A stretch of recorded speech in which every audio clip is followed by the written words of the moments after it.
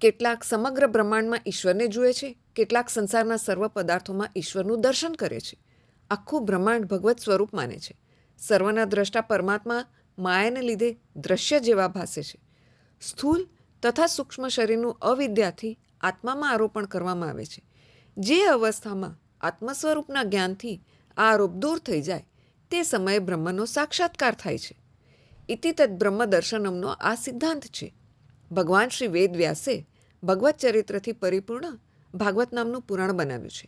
ભગવાન શ્રી કૃષ્ણ ધર્મ, જ્ઞાન આદિ સાથે સ્વધામ પધાર્યા ત્યારે કલયુગમાં અજ્ઞાનરૂપી અંધકારથી લોકો આંધળા બન્યા. એ જ સમયે ભાગવત પુરાણ પ્રગટ થયું છે.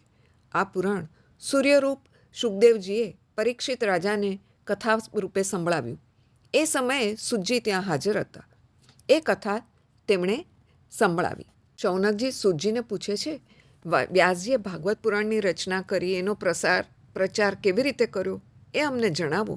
જેમ અતિશય લોભી માણસ પ્રતિપળ ધનનું સિંચન કરે તેમ જ્ઞાની દરેક પળ ઈશ્વરનું સ્મરણ કરે છે. તે પળભર ઈશ્વરથી અલગ નથી રહી શકતો. શુકદેવજીની જન્મથી બ્રહ્માકાર વૃત્તિ છે. તે ભાગવત ભણવા ગયા એનું અમને આશ્ચર્ય છે. શુકદેવજી અને વ્યાસજીનો પ્રસંગ. શુકદેવજીના ખૂબ વખાણ કર્યા છે. શુકદેવજીની બ્રહ્મદ્રષ્ટિ હતી પણ દેહદ્રષ્ટિ ન હતી. જ્યાં દેહદ્રષ્ટિ છે ત્યાં દુઃખ છે, બ્રહ્મદ્રષ્ટિ છે ત્યાં આનંદ છે. એકવાર એવો પ્રસંગ બન્યો કે અપ્સરાઓ એક સરોવરમાં સ્નાન કરતી હતી. ત્યાંથી શુકદેવજી પસાર થયા. અપ્સરાઓએ સ્નાન કરવાનું ચાલુ રાખ્યું. તેમણે કોઈ પણ જાતની લજ્જા કે શરમ અનુભવી નહીં, કપડાં પણ પહેર્યા નહીં. થોડી વાર બાદ ત્યાંથી વ્યાસજી પસાર થયા. અપ્સરાઓએ તરત જ કપડાં પહેરી લીધા. વ્યાસજીને આશ્ચર્ય થયું. તેમણે આનું કારણ અપ્સરાઓને પૂછ્યું. આમ કેમ? અપ્સરાઓએ જણાવ્યું, આપ વૃદ્ધ છો, પૂજ્ય છો, પિતાતુલ્ય છો, પરંતુ આપના મનમાં આ સ્ત્રી છે, આ પુરુષ છે એવો ભેદ છે. જ્યારે શુકદેવજીના મનમાં આવો કોઈ ભેદ નથી. શુકદેવજી કેવળ બ્રહ્મજ્ઞાની નથી, તેમની દ્રષ્ટિ પણ બ્રહ્મદ્રષ્ટિ છે. શુકદેવજીને અભેદ દ્રષ્ટિ સિદ્ધ થયેલ છે.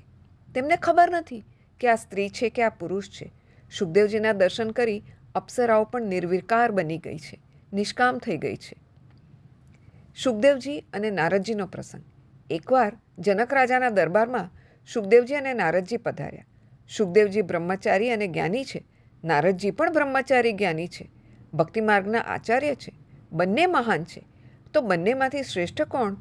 આ સમસ્યાનું સમાધાન જનક રાજા કરી ન શક્યા. પરીક્ષા વગર કેવી રીતે નક્કી કરાય? જનક રાજાની રાણી સુનયનાએ બંનેની પરીક્ષા કરવાનું બીડું ઝડપ્યું. હું બંને મહાપુરુષોની પરીક્ષા કરીશ. સુનયના રાણીએ બંનેને પોતાના મહેલમાં બોલાવ્યા અને હિંડોળા પર બેસાડ્યા. બાદમાં સુનયના રાણી શૃંગાર કરીને આવ્યા અને બંનેની વચમાં બેસી ગયા.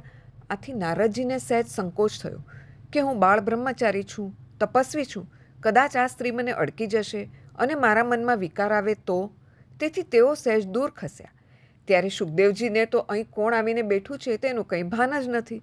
તેમને સ્ત્રી પુરુષનું ભાન નથી. તેઓ દૂર ખસતા નથી કે મનમાં સંકોચ પણ કરતા નથી. સુનયના રાણીએ નિર્ણય આપ્યો કે બંને મહાપુરુષોમાં શુકદેવજી શ્રેષ્ઠ છે, કારણ એમને સ્ત્રીત્વ કે પુરુષત્વનું સહેજ પણ ભાન નથી. જ્યાં સુધી આ ભાન ન જાય ત્યાં સુધી ઈશ્વર મળતા નથી. સ્ત્રીત્વ અને પુરુષત્વનું ભાન ભૂલાય ત્યારે જ ભક્તિ સિદ્ધ થઈ એમ માનવું. શુકદેવજીને સ્ત્રીમાં સ્ત્રીત્વ દેખાતું નથી. તેને સર્વમાં બ્રહ્મભાવ થયો છે. સ્ત્રીત્વ અને પુરુષત્વનું સ્મરણ છે ત્યાં સુધી કામ છે. તે સ્મરણ જાય એટલે કામ મરે છે. બ્રહ્મની ચર્ચા કરનારા સુલભ છે, બ્રહ્મજ્ઞાની સુલભ છે. શુકદેવજી જેવી બ્રહ્મદ્રષ્ટિ રાખનારા સુલભ નથી. બ્રહ્મદ્રષ્ટિ રાખવી કઠણ છે. એવા પુરુષોને ભાગવત ભણવાની જરૂર નથી તો પછી એ ભાગવત ભણવા ગયા શા માટે? શુકદેવજી ભિક્ષાવૃત્તિ માટે નીકળે ત્યારે ગોદોહન કાળથી 6 મિનિટથી વધારે ક્યાંય થોપતા નથી. છતાં 7 દિવસ સુધી બેસી તેમણે આ કથા પરીક્ષિતને કેવી રીતે કહી? અમે સાંભળ્યું છે કે પરીક્ષિત ભગવાન શ્રી કૃષ્ણનો મોટો પ્રેમી ભક્ત હતો. તેને શાપ શા માટે થયો? સુજી કહે છે, શ્રવણ કરો. દ્વાપરની સમાપ્તિનો સમય હતો. બદ્રીનારાયણ જતાં રસ્તામાં કેશવ પ્રયાગ આવે છે. ત્યાં વ્યાસજીનો આશ્રમ છે. વ્યાસનારાયણ સરસ્વતીના કિનારે વ્યાસાશ્રમમાં બિરાજતા હતા. એકવાર તેમને કલિયુગના દર્શન થયા. તેઓને 5000 વર્ષ પછી દુનિયામાં શું થશે તેના દર્શન થાય છે. 12મા સ્કંદમાં એનું વિગતવાર વર્ણન છે. વ્યાસજીએ જે જોયું તે લખ્યું. વ્યાસજી જાણે છે કલિયુગમાં મનુષ્ય વિલાસી અને બુદ્ધિહીન થશે, મંદ બુદ્ધિવાળા થશે. તેઓ વેદશાસ્ત્રનું અધ્યયન કરી શકશે નહીં. તેથી તેમણે વેદના 4 વિભાગ કર્યા. ત્યારબાદ તેમને થયું તેઓ કદાચ વેદનું અધ્યયન તો કરી શકશે, પરંતુ વેદના તાત્પર્યનું, વેદના તત્વનું જ્ઞાન થશે નહીં. એટલે વેદોનો અર્થ સમજાવવા 17 પુરાણોની રચના કરી. પુરાણો એ વેદ ઉપરનું ભાષ્ય છે. સ્ત્રી, શુદ્ર, પતિત, દ્વિજાતિ વગેરે વેદ શ્રવણના અધિકારી નથી. એમનું કલ્યાણ કરવા ભગવાન શ્રી વેદવ્યાસે મહાભારતની રચના કરી. મહાભારત એ સમાજશાસ્ત્ર છે. મહાભારત એ 5મો વેદ છે. ભાનો અર્થ થાય છે જ્ઞાન. રત એટલે રમવું. જ્ઞાન અને ભક્તિમાં રમવાની કળા એટલે ભારત. જ્યારે જ્ઞાનમાં જીવ રમણ કરવા જાય છે ત્યારે કૌરવો વિઘ્ન કરે છે.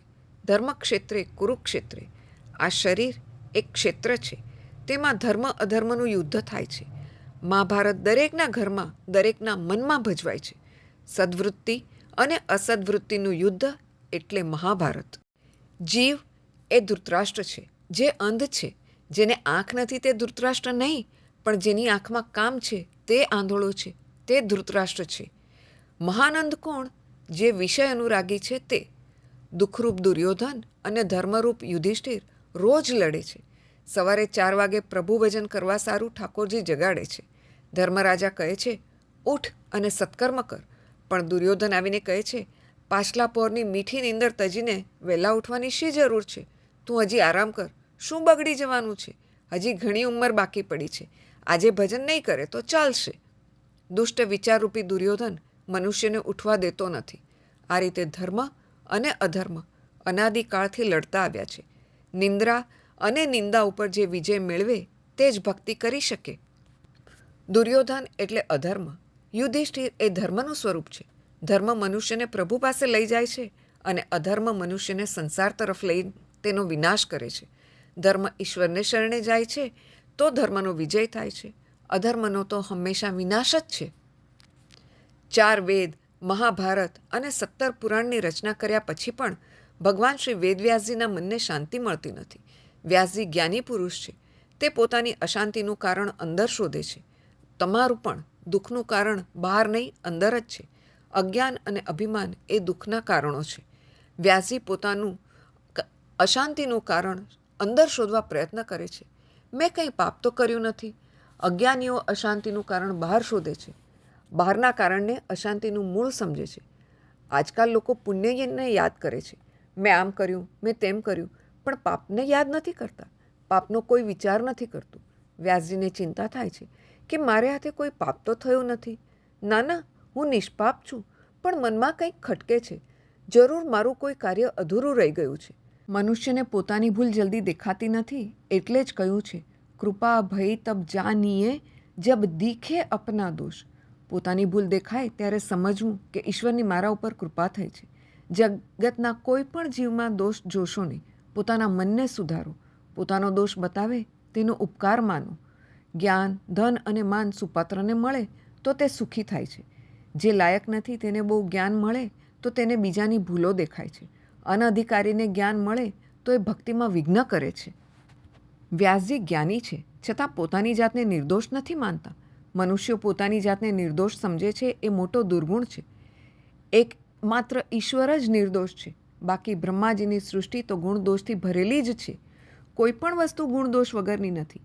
અનાદિકાળથી દૈવી તેમજ આસુરી સૃષ્ટિ છે. કદી કોઈનો દોષ જોશો નહીં. કોઈના પાપનો વાણીથી ઉચ્ચાર કરશો નહીં. કોઈનું પાપ પણ જોશો નહીં. દ્રષ્ટિને ગુણમય બનાવો. મૃત્યુનો ભય માથે રાખી પાપ કરવાનું છોડી દો. તમારા મનને સાચવો. 3 બાબતો અમલમાં મૂકો તો તમે જરૂર સંત બનશો અને તમને સંત પણ મળશે. વ્યાસજી પણ વિચારે છે મને કોઈ સંત મળે તો મારી ભૂલ બતાવે. સત્સંગ વગર મનુષ્યને પોતાના દોષનું ભાન થતું નથી. શુકદેવજી અને જનક રાજાનું દ્રષ્ટાંત. શુકદેવજીએ જનક રાજાને પોતાના ગુરુ બનાવ્યા. તેમણે જનક રાજા પાસેથી બધી વિદ્યા શીખી. વિદ્યાભ્યાસ પૂરો થયો પછી શુકદેવજીને ગુરુ દક્ષિણા આપવાની ઈચ્છા થઈ. તેમણે જનક રાજાને કહ્યું, હું તમને ગુરુ દક્ષિણા આપવા માગું છું. બોલો શું આપો? જનક રાજાએ ના પાડી, છતાં શુકદેવજીએ ખૂબ આગ્રહ કર્યો. ત્યારે કહ્યું, જો તમારી ખરેખર ગુરુદક્ષિણા આપવાની ઈચ્છા હોય તો જે જગતમાં બિલકુલ નકામી વસ્તુ હોય તેવી આપો. શુકદેવજી વિચાર કરવા લાગ્યા, જગતમાં એવી કઈ ચીજ છે જે બિલકુલ નકામી હોય? જ્યાં ગયા ત્યાં દરેક ચીજ કંઈ ને કંઈ કામની હતી. માટી ઉપાડી તો માટી બોલી, હું માણસના અનેક કામમાં આવું છું. પથ્થર બોલ્યો, હું મકાન બનાવવા માટે ઉપયોગી છું. વિષ્ટા બોલી, હું ખાતર બનાવવા ઉપયોગી છું. શુકદેવજી મૂંઝવણમાં મુકાયા. ઈશ્વરની બનાવેલી દરેક ચીજ કંઈ ને કંઈ કામમાં જરૂર આવે છે. અંતે શુકદેવજીએ જનક રાજા પાસે જઈને કહ્યું, હું તમને મારું અભિમાન અર્પણ કરું છું, કારણ કે એ જ એકમાત્ર વસ્તુ છે જેનું કંઈ કામ નથી. જીવનમાં કોઈ સંત મળે તો તેના સત્સંગથી મનુષ્યને પોતાની ભૂલનું જ્ઞાન થાય છે. અસ્તુ.